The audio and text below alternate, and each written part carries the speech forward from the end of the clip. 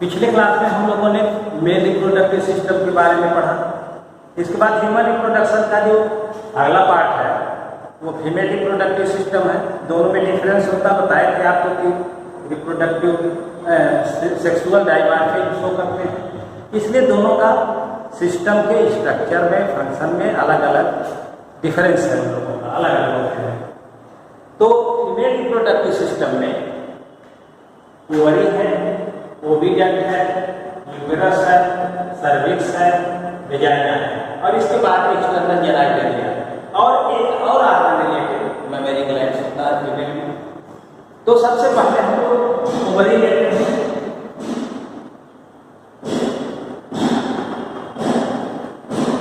Ovary जो होता है वो एब्डोमिनल कैविटी में पाया जाता है, लोअर एब्डोमिनल कैविटी में, नाभि से नीचे वाले भाग में। और these are one pair in number, दोनों साइड में, लेफ्ट साइड और राइट साइड में एक एक ओवरी पाई जाती है। और इनका काम क्या होता है?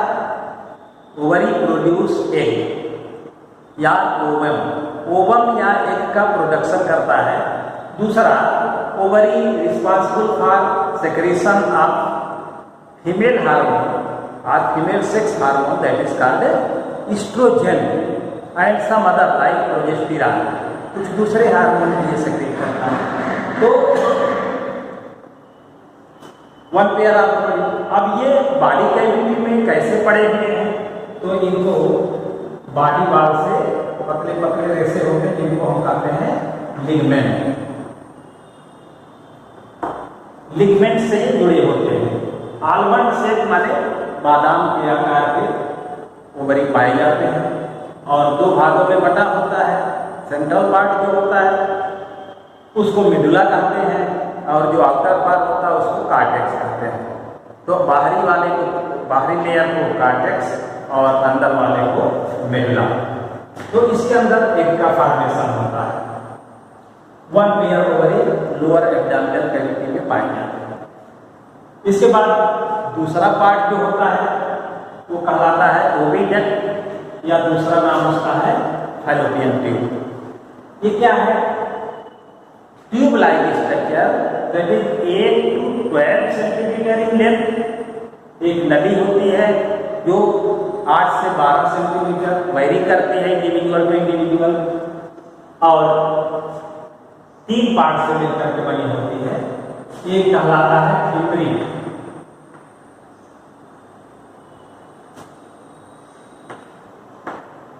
हाँ, सबसे टर्मिनल पोर्शन जो होता है इनफंडिबुलम। ये जो प्रोजेक्शन निकले हैं इनको कहा जाता है फिम्बरी।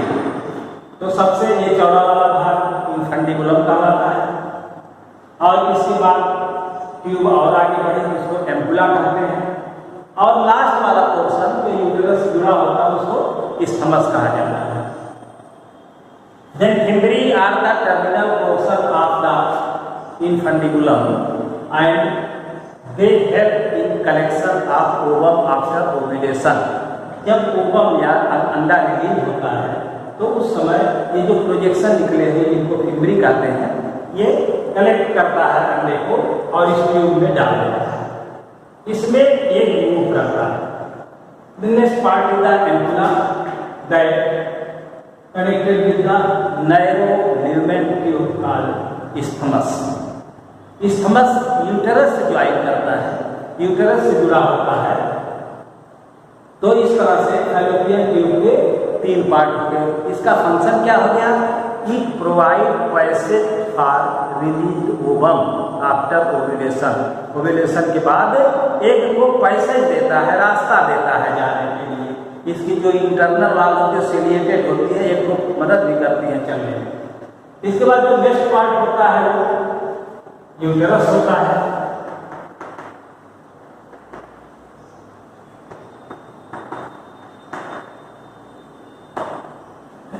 यूटेरस क्या है? एक कैविटी है, इसको वाल्व भी कहते हैं। इसके अंदर एम्ब्रियो का डेवलपमेंट होता है, फीटस इसी में बनता है। देन इट इज इन्वर्टेड पियर से, इन्वर्टेड पियर से, पियर का मतलब होता है नाशपाती, इस तरह का आकार होता है उसका। तो इसी को इन्वर्ट कर देंगे तो उस तरह का आकार का पाव यानी ऊपर चौड़ा होता है, नीचे पतला होता है। और ये क्या काम करता है? It provide site for embryo development, foetus development. इसके अंदर फीटस का डेवलपमेंट होता है। अब यूटेरस की जो दीवार होती है, 3 लेयर इसके होते हैं यूटेरस में। एक कहलाता है मायोमेट्रियम,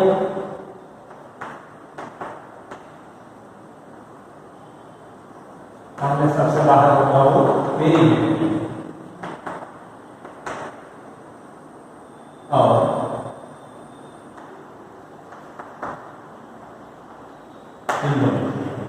तीन लेयर की बनी होती है इसकी दीवार।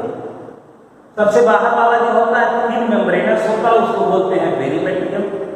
इसके बाद एक थिक लेयर होता है जो स्मूथ मसिल का बना होता है। स्मूथ मसिल का कैरेक्टरिस्टिक भी लोग जानते हैं कि ये इनवॉलंटरी मसिल है, इसके अंदर अपने आप काम करने की क्षमता होती है।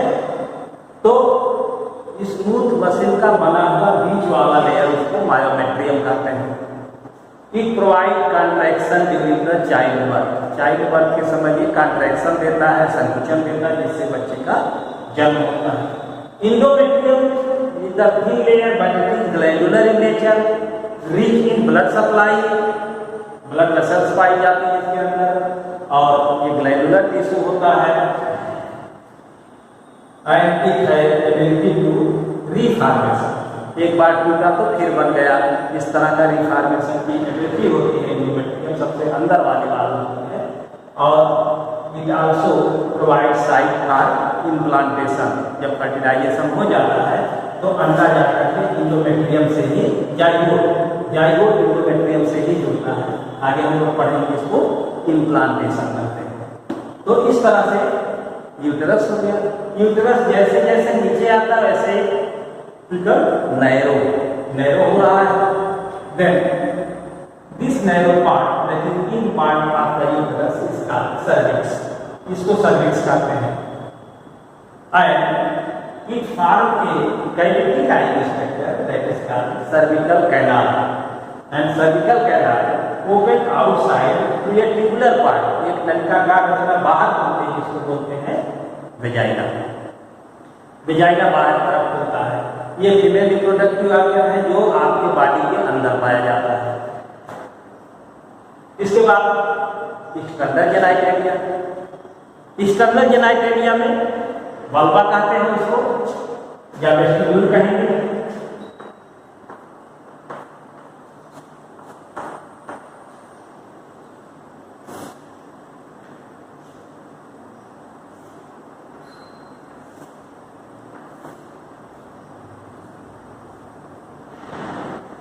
ये बीच वाला पोर्शन है, वही पेल्विक रीजन जो पिछले क्लास में बताया था। यहाँ की ये पेल्विक रीजन है। पेल्विस रीजन में ये प्यूबिक रीजन कहलाता है। That is fatty pad. यहाँ पे फैटी टिश्यू पाए जाते हैं और पैड लाइक स्ट्रक्चर होता है। And it also bear hair.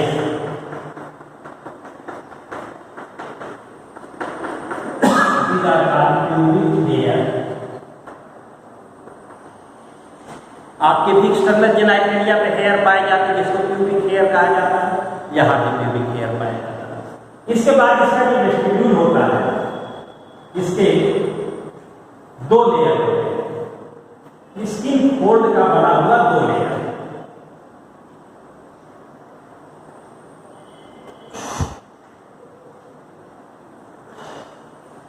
सबसे बाहर वाला जो लेयर होता है इसको कहते हैं लैबिया मैजोरा।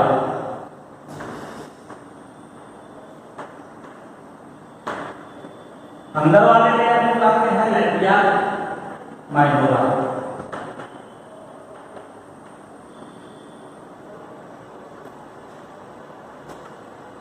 ये स्किन फोल्ड होते हैं। प्यूबिक हेयर हो गया, पहले फैटी पैड हो गया, उस पे हेयर पाए जाते हैं।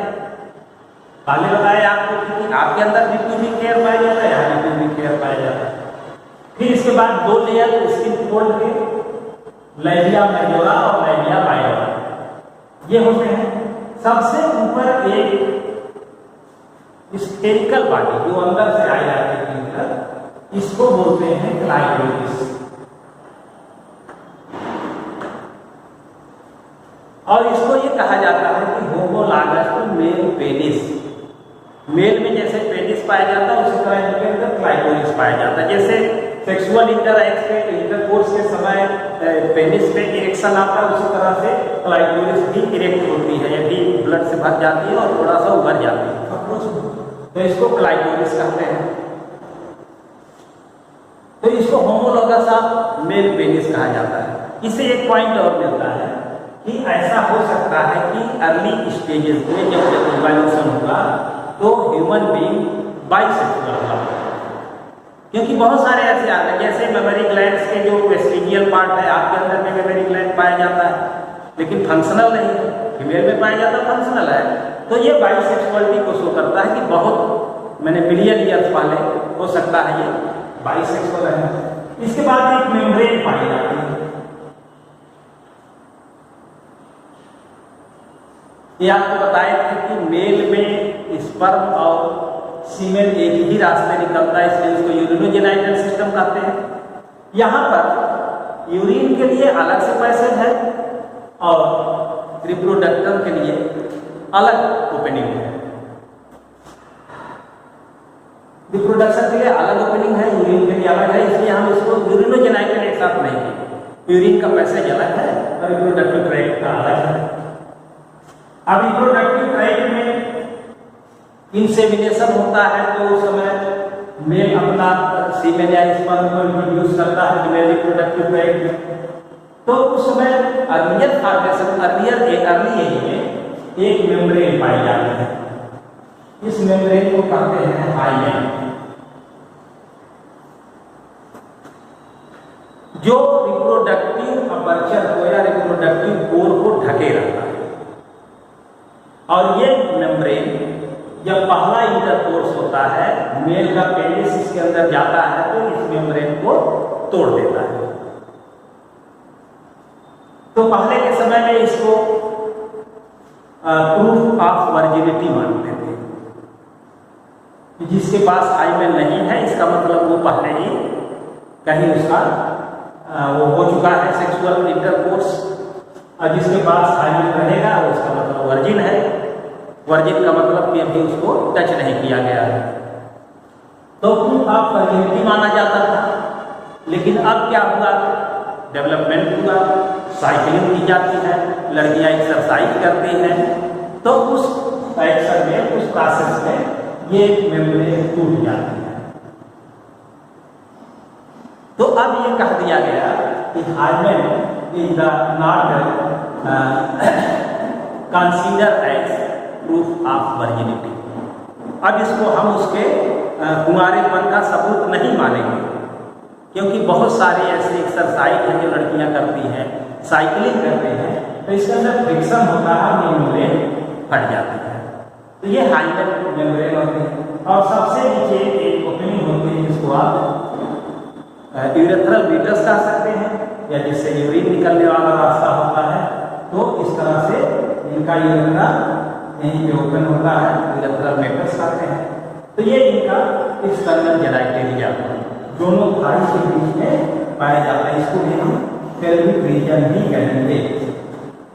तो इस तरह से एक्सटर्नल जेनाइटल आर्गन ये रिसीव करता है रिप्रोडक्टिव ट्रैक्ट का अपर्चर जो होता है, इसमें पेनिस जाकर के अपना सीमेन छोड़ता है, जिससे कुछ स्पर्म आगे बढ़ते हैं। तो वेजाइना चाहे स्पर्म छूटते हैं, इस रास्ते जाके वेजाइना स्पर्म छोड़े जाते हैं। तो इस तरह से इसका रिप्रोडक्टिव सिस्टम का जो आर्गन है आपका है। इसके बाद एक और एसेसरी आर्गन होता है जिसको हम मेमोरी ग्लैंड कहते हैं, दैट इज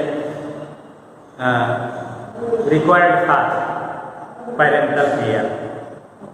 मेमोरिया ग्रुप जो है उसमें मेमोरी ग्लैंड्स पाई जाती हैं, जिससे अपने बच्चों को दूध पिलाते हैं। उसी तरह से ह्यूमन फीमेल में भी इस तरह से पाया जाता है। और मेमोरी ग्लैंड्स का फंक्शन होता है मिल्क का सेक्रेशन। अब वास्तव में होता क्या है, ये फैटी टिश्यू होते हैं, डिपोज टिश्यू पाया जाता है, इसलिए बहुत ही साफ होता है, बिल्कुल कह लीजिए कि काटा है, जैसे रुई को दबाए वैसे इसको दबाए, बहुत साफ टिश्यू होता है, क्योंकि उसमें क्या है, एडिपोज है। अब उसके अंदर ग्लैंडुलर टिश्यू पाए जाते हैं। ग्लैंडुलर टिश्यू क्या करते हैं, उनके अंदर लगभग 10 से 15 या और भी लोब्स पाए जाते हैं, जिसको मेमोरी लोब्स कहा जाता है। मेमोरी लोब्स का काम होता है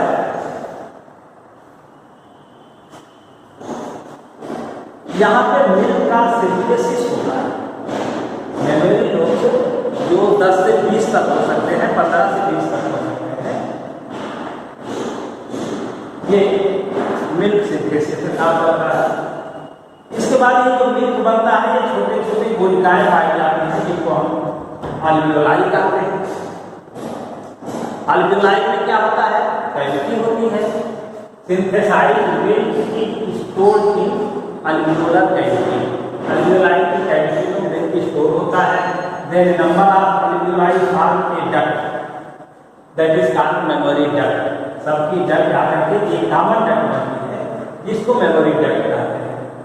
मेमोरी डक्ट आकर के एक खुली हुई कैविटी में खत्म होती है, जिसको एम्पुला कहा जाता है। यहाँ मिल्क आकर के फिर रुकता है, जो रेडी है।